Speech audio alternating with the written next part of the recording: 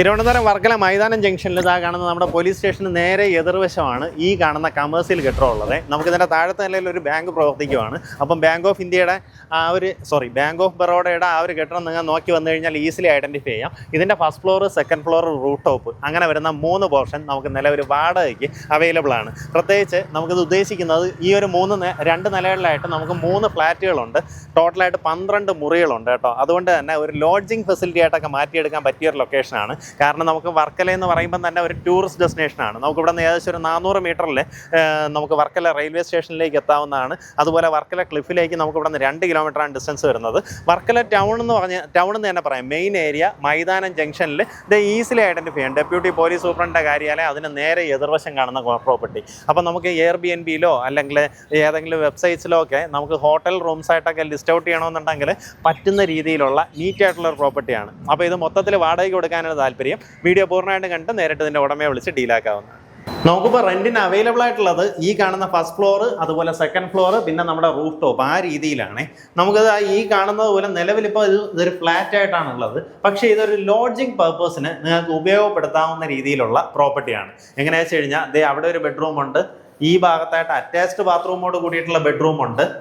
അതുപോലെ നമുക്കിതാ ഇങ്ങനെ ഒരു ലിവിങ് സ്പേസ്, ഇവിടെ ആയിട്ടൊരു കിച്ചൺ. ഇപ്പോൾ ഇത് ഇത്തിരി പഴയ കെട്ടിടമാണ്. പക്ഷേ നിങ്ങളിപ്പോൾ ഒരു സർവീസ് അപ്പാർട്ട്മെൻ്റ് ആയിട്ട്, അതായത് ഈ പ്രോപ്പർട്ടി മൊത്തത്തിൽ വാടകയ്ക്ക് എടുത്ത് നിങ്ങൾക്ക് പിന്നീട് ഡെയിലി റെൻറ്റിനൊക്കെ കൊടുക്കണമെന്നുണ്ടെങ്കിൽ പറ്റുന്ന രീതിയിലുള്ള പ്രോപ്പർട്ടിയാണ്. അപ്പോൾ അതിനനുസരിച്ചിട്ടുള്ള മാറ്റങ്ങൾ നിങ്ങൾക്ക് ഇതിനകത്ത് കൊണ്ടുവരാം. ഇതിനെ ഒന്ന് റെനോവേറ്റ് ചെയ്ത് നമുക്ക് കുറേ കൂടെ നല്ലൊരു രീതിയിലേക്ക് ആക്കി എടുക്കാൻ സാധിക്കും. കാരണം ഇപ്പോൾ വർക്കല നല്ല പെർഫെക്റ്റ് ആയിട്ടുള്ള ടൂറിസ്റ്റ് ഡെസ്റ്റിനേഷനാണ്. അതുകൊണ്ട് തന്നെ നമുക്കിതിനകത്ത് ആൾക്കാരെ കിട്ടാനായിട്ട് ഒരു രീതിയിലുള്ള ബുദ്ധിമുട്ടും ഉണ്ടാവില്ല കേട്ടോ. അപ്പോൾ അങ്ങനെയാണെന്നുണ്ടെങ്കിൽ നിങ്ങൾക്ക് അത്യാവശ്യം നല്ല രീതിയിൽ തന്നെ വരുമാനം ഉണ്ടാക്കാൻ പറ്റുന്ന ഒരു പ്രോപ്പർട്ടിയാണ്. ഇതാ ഈ രീതിയിലാണ് നമുക്കിതിനകത്തൊരു ബാത്റൂം വരുന്നത്. അത് പോയിട്ട് ഇതാ ഇവിടെ നിന്ന് അപ്പുറത്തെ സൈഡിലേക്ക് ഒരു എൻട്രൻസ് ഉണ്ട് കേട്ടോ. അവിടെ വേറൊരു റൂമുണ്ട്. അതിനകത്തേക്ക് ആ ബെഡ്റൂമിൽ നിന്നും നമുക്ക് ഇങ്ങോട്ടേക്ക് എൻട്രൻസ് കിട്ടും. ഞാൻ ഇതിൻ്റെ ഫ്രണ്ടിലേക്കുള്ളൊരു വിഷ്വൽ കാണിച്ചു തരാം. ഇനി ഇതുപോലെ തന്നെ നമ്മുടെ സെക്കൻഡ് ഫ്ലോറിൽ കയറി കഴിഞ്ഞാൽ നമുക്ക് അവിടെ ഒരു 2 ഫ്ലാറ്റ് ഉണ്ട്. അതായത് റൂംസ് ആയിട്ട് നോക്കുകയാണെന്നുണ്ടെങ്കിൽ 12 റൂം വരുന്ന രീതിയിലുള്ള ഒരു പ്രോപ്പർട്ടിയാണ്. ഇതാ ഈ ഭാഗത്ത് വന്നു കഴിഞ്ഞാൽ നമുക്ക് ഇവിടെ ആയിട്ട് അടുത്തൊരു റൂം കാണാൻ സാധിക്കും.